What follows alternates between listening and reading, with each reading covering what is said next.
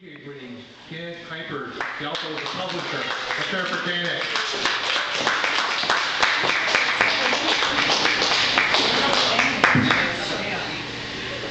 You're not mango. I'm too animated. I need to stand. Hello.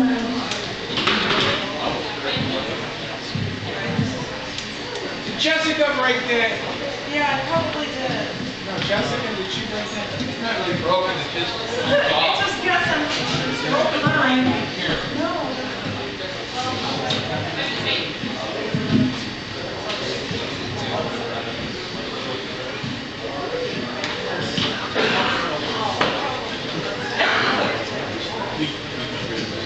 Hi.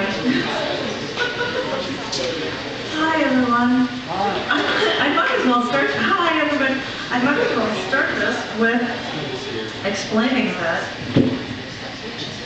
Is that mistake? No. They think that you can't stand that. Will it not stay? No, it's stay. Aaron, I'll see.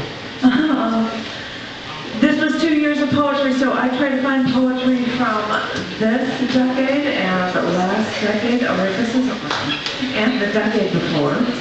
So I've got poems here from like the 80s and the 90s and this decade, the century. And all of them don't relate to each other, so we'll see how this works. This first piece is called Addict. I was sitting in the front seat of Lisa's car. I can't remember if it was a rental car or her dad's car. My face and chest were sunburnt. I could still feel the top layer of my skin burning. I was wearing a peach shirt and a mini skirt. I remember that I always had to dress up when I was out with her, and men always were more attractive to her. So I was sitting there, it was nighttime in the car. Lisa was driving, and she just finished putting on her burgundy lipstick in the rear view mirror of her car before she lit a Virginia Slim's menthol in her car lighter. My father always hated her. We parked in front of some old strip store, probably off of Davis Boulevard, and David was getting out of the back so that he could buy a pack of cigarettes, too. Marlboro Lights. They were the closest thing to those French-Canadian things who smoked. The ones that had 2 rows of 10 instead of 2 rows of 7 and 1 row of 6. The ones that were shorter than Marlboros.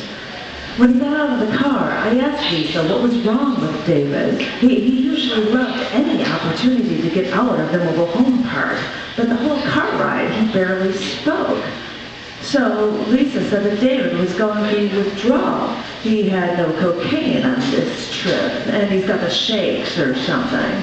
Well, I don't know if it was the shakes, whatever you get when you stop taking coke. Well, that was what was happening to him. And I was mad because he didn't tell me. And I was mad because he still messed up in the stuff in the first place. And I had to act like I knew nothing when he got back into the car. Thank you.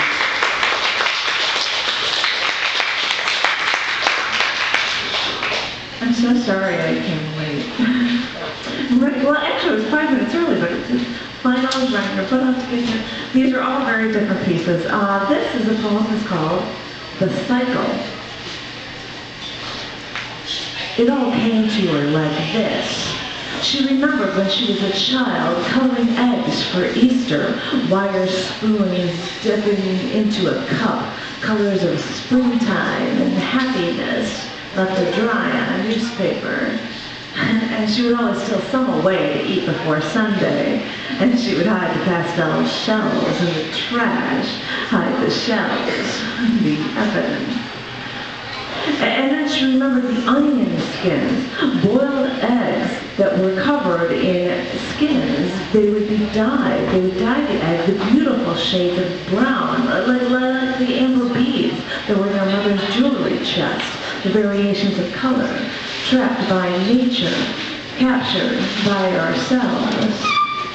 And then she remembered, as a child, listening to the McKinleys, an older pair with stories of like Panama and Mexico. They had so many foreign stories to tell. Well, once they gave her an egg, egg for Christmas, a carnival egg with the inside blown out, filled with confetti, with a hole that was covered with colorful crepe paper. She made her own, relished in cracking them over people's heads. But she saved theirs. And now she stands in the kitchen, scrambling them for a morning meal. Yellow and white, the colors of the nursery for the child that's still inside of her. She can feel it kicking now. And she wants to know if she can give the color, the stories, bring the cycle of life around for her little one. As she puts breakfast, once again, on the plate.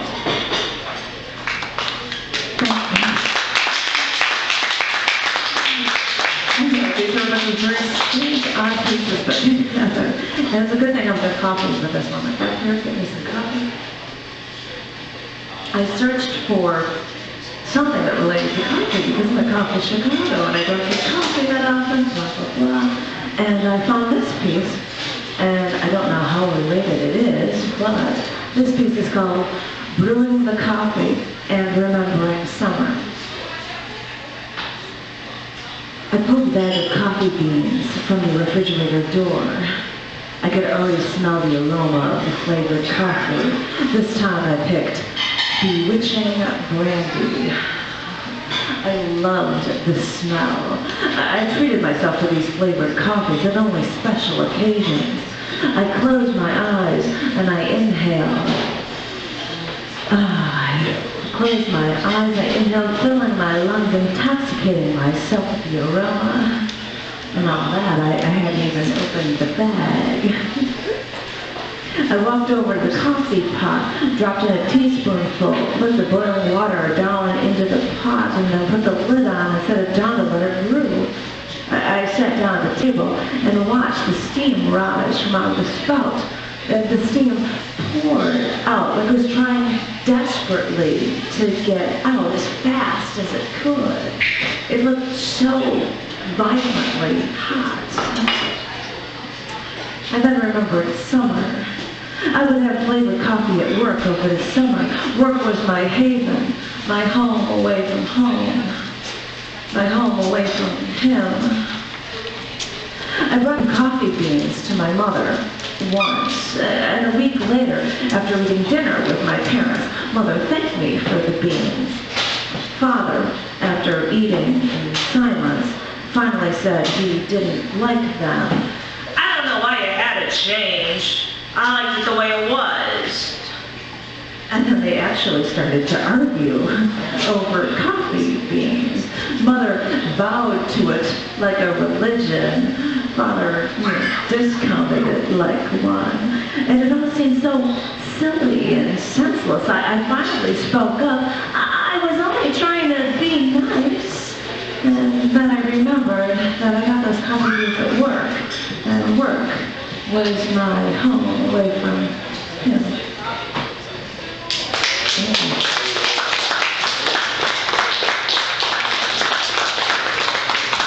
It's very strange doing this one in the makeup world. And I think that these are all entirely different because this next one is not about coffee, but beer. This one is called Robert.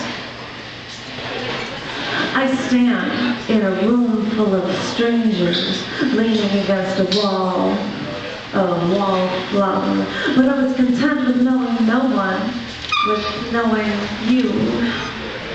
Beer glass in hand, you introduce me to a vast assortment of drunken fools you call your friends, and I stand there, merely happy to be by your side.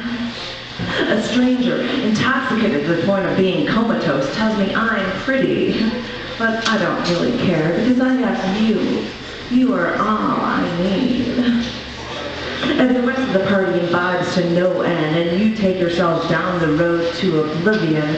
I stay leaning against the wall, and I watch you sing songs with all your buddies, laugh at the stupidest jokes, eat dog food. And I keep thinking, this was all I needed to be happy. You seem to be all that mattered in the world to me. How was I to know that I was leaning against that wall because you offered me no support?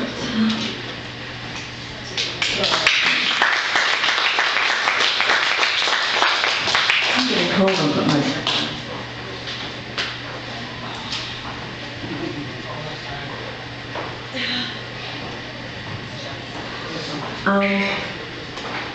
I was told a few hours before I almost jumped out of an airplane in the Rockies. Cool. Write a poem about this. You're supposed to be creative. You know, bless you. You're supposed to be, write something about this. And so I wrote something right on the spot beforehand, and I gave it to John. I read it to John afterward. He goes, that poem, if you take it as a metaphor, you talk about jumping out of an airplane, but it could be about going through anything major in your life, like getting married, getting a new job, moving, or anything big like that. So keep that in mind when you read this poem, which I wrote right before I jumped out of an airplane, called Falling from the Sky. I'm taking a one-way flight today, and I know, when people say they have a one-way ticket, you assume that the plane is landing them somewhere and not flying them back. But, lucky me, my only way back is to jump out of the sky and hope I land on my own 2 feet. And the flight takes off in just a little while, and I can feel that tension knot, that knot's rope just pulling on all of my nerves. And like it was heartburn, I just want to slam my fist into my chest to make all of the pain go away.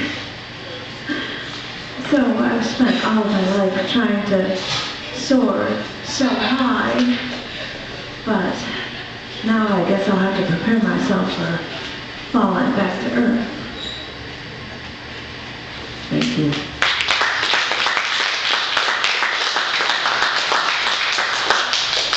All right. I've tried to do a bunch of pieces I've never read before, but this poem was actually read once before. It discarded it in a performance art show back in like 2005. But I had to include this poem, and I have to button up my shirt because it's an actual news story. So I have to try to make myself look like a journalist here.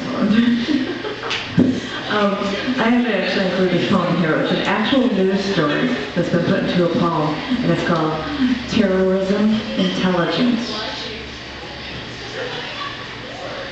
Terrorism has been growing for years.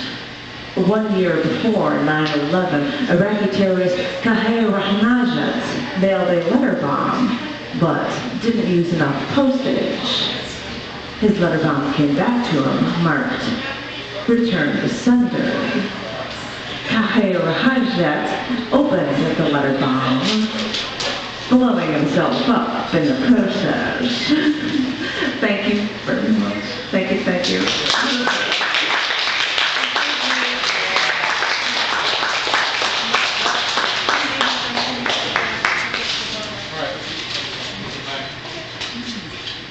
And Scars is your company, right?